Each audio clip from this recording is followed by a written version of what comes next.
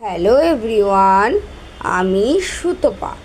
আমার চ্যানেলে সবাইকে স্বাগতম।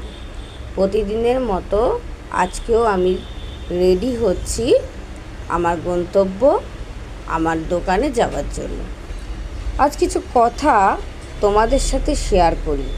আমরা বেশিরভাগ মানুষ আমাদের আশেপাশে প্রিয় মানুষদের কথা ভাবতে ভাবতে ভুলে গেছি নিজেদের কথা ভাবতে।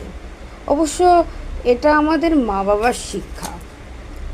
আমার মতে এবার একটু নিজেকে নিয়ে ভাবা উচিত, নিজেদের ইচ্ছাকে গুরুত্ব দেওয়া উচিত, নিজেদের ভাবনাকে কদর করা উচিত, আর সবার আগে নিজেদেরকে ভালোবাসা উচিত, নিজেদেরকে সম্মান দেওয়া উচিত। তোমাদের মতে কি বলে প্লিজ কমেন্ট করে জানাও। আমার তৈরি মোটামুটি হয়ে গেছি।